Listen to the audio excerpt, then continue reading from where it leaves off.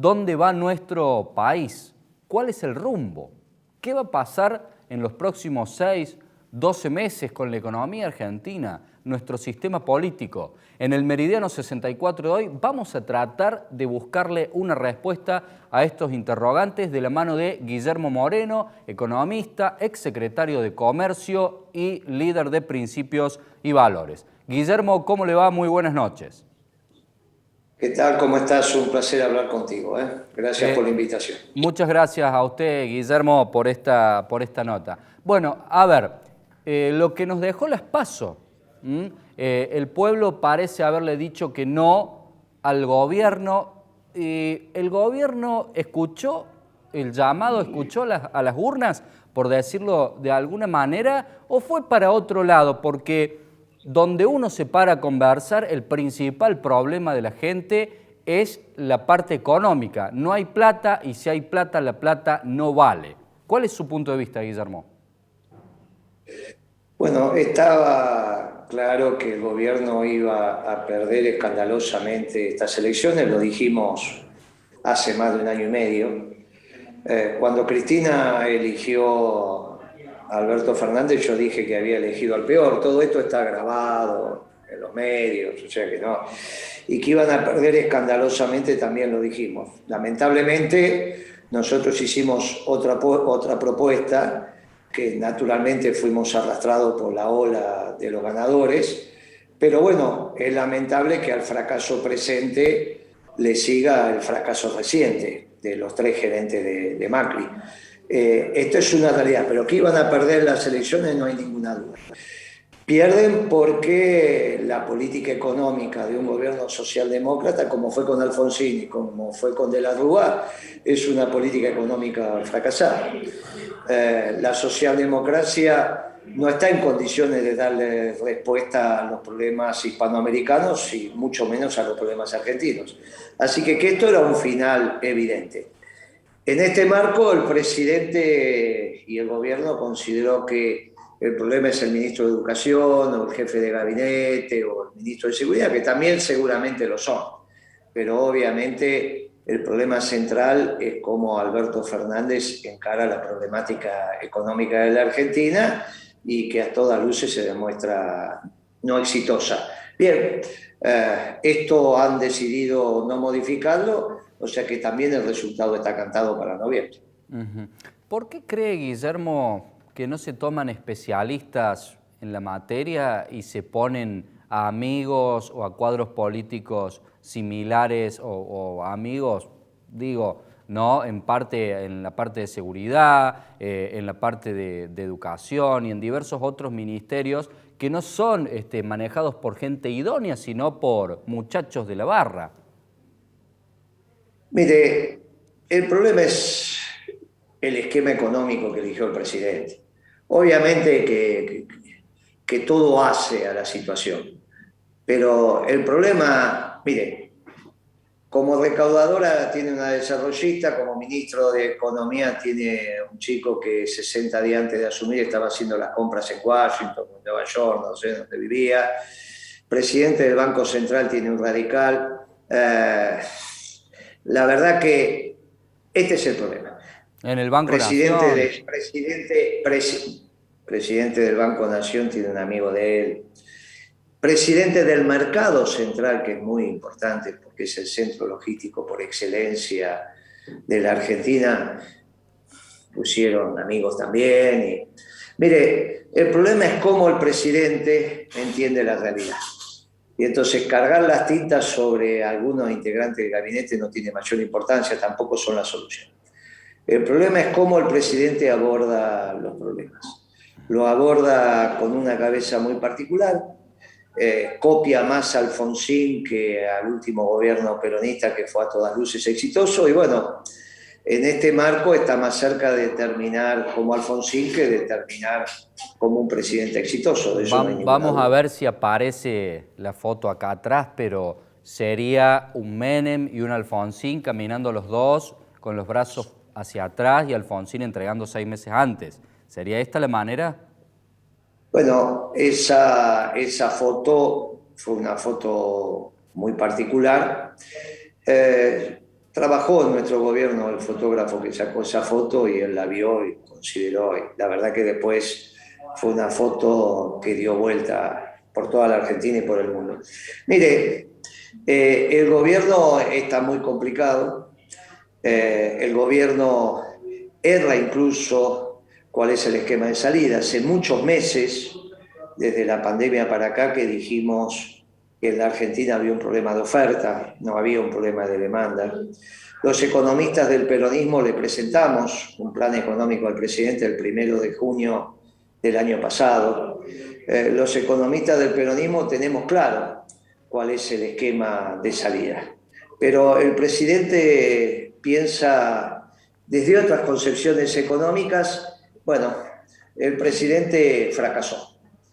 Ahora hay que ver cómo se objetiva este fracaso. En el caso de Alfonsín, cuando Machinea, presidente del Banco Central de la República Argentina, decidió retirar la mesa de dinero del mercado, él sabía que colapsaba el gobierno de Alfonsín. Bueno, lo tuvo que hacer. Se había quedado sin dólares.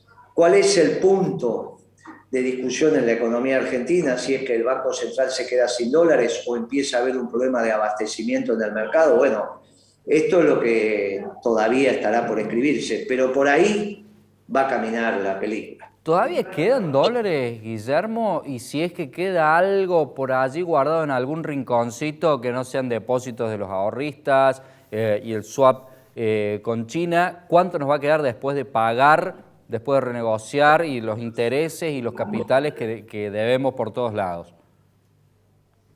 Mire, es cierto que los encajes de los depósitos en dólares de los argentinos hacen parte de las reservas, pero no son de la Argentina, son propiedad de los depositantes. El swap con China, esto va a ser muy sencillo. En el momento límite vas a ir a hablar con los chinos y te van a decir no entiendo, como te pasa habitualmente cuando tenés un problema en algún supermercado. Ya no entiendo, no entiendo. Bueno, esto va a ser muy difícil poder operacionalizar ese swap.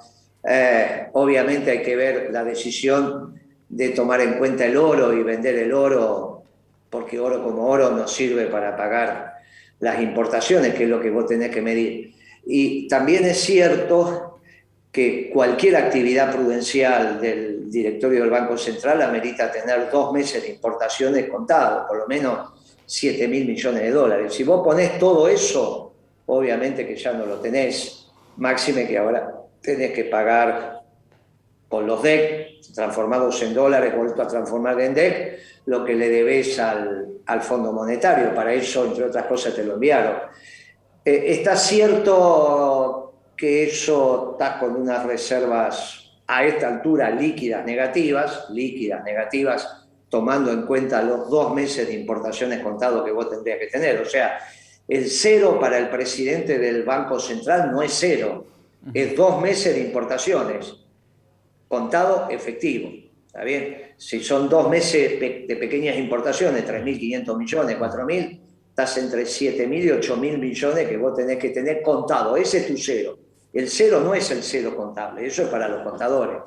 Para el presidente del Banco Central que tenga un criterio prudencial, porque vos no podés dejar de importar penicilina, ni amoxicilina, ni un montón de elementos Pero inexorables que tenés que pagarlo contado. Bueno, además estos muchachos están por debajo de lo prudencial. todo lo que mueve la industria también tiene un componente importado. Guillermo, ¿yo estoy errado o con todo esto usted está diciendo que el peso es papel pintado?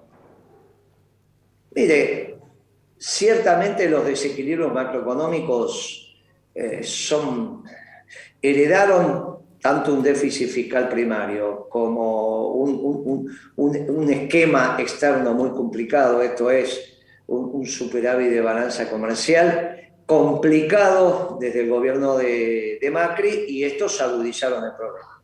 Vos tenés que ir a los equilibrios macroeconómicos, que esto es equilibrio fiscal, superávit fiscal primario, para que después de pagar los intereses de la deuda te dé equilibrado, y un importante saldo de balanza comercial para que después puedas honrar los compromisos, más el resto de los temas de la cuenta corriente, de la balanza de pagos, donde son deficitarios, seguros y fletes, transferencias unilaterales, utilidad de las inversiones extranjeras en el exterior, en la Argentina, la balanza turística, en fin, todos esos elementos en general son negativos, vos lo tenés que compensar con un fuerte positivo del saldo de la balanza comercial. Ninguna de las dos cosas tenés, ni superávit fiscal primario que te permita que tus gastos sean menores a tu recaudación, tus gastos corrientes menores a tu recaudación, y que te sobren los pesos suficientes para ir al Banco Central con esos pesos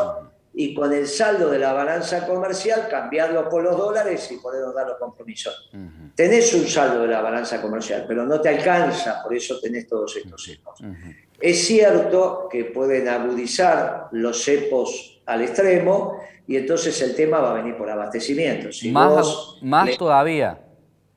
Y bueno, más es que no te vas quedando, y te vas quedando sin alternativas en este diseño macroeconómico.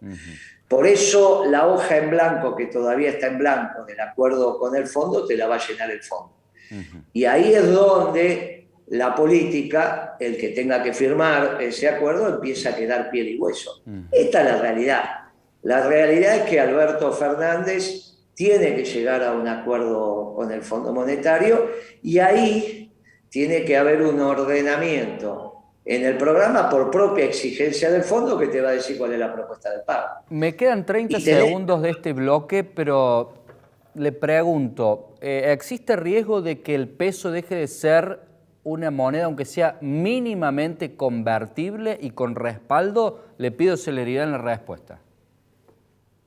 Mire, el peso, yo no sé a qué usted llama convertible, obviamente que no hay más convertibilidad. Usted que me quiere decir que de alguna manera hay unos pesos que siempre pueden ser cambiados por dólares a un tipo de cambio determinado. Exacto. No, eso siempre va a existir, lo que no sabemos cuál es el tipo de cambio.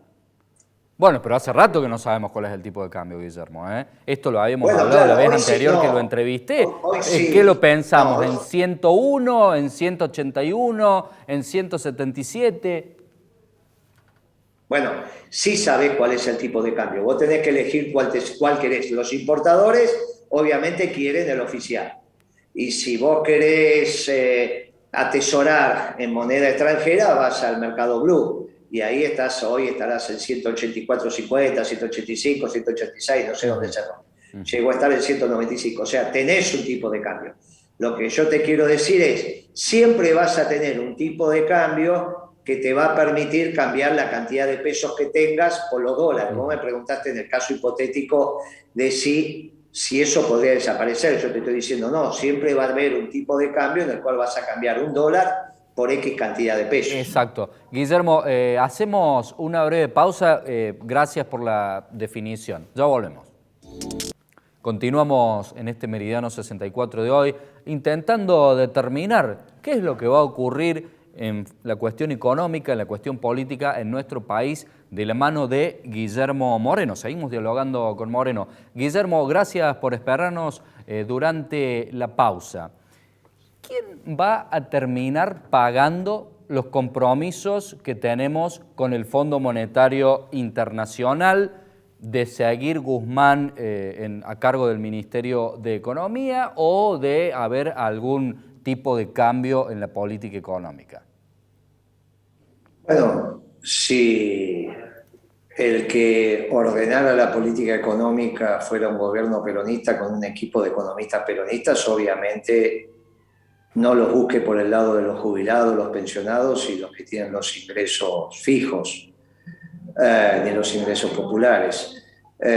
Búsquelo en los sectores que tienen capacidad de poder honrar los compromisos con su propio flujo y capacidad de ingreso.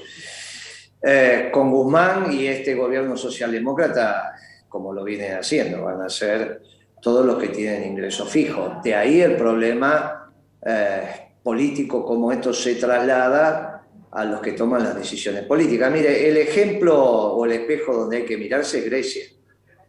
Si usted no genera las condiciones para generar los ingresos en los sectores pudientes, obviamente los termina pagando los sectores populares.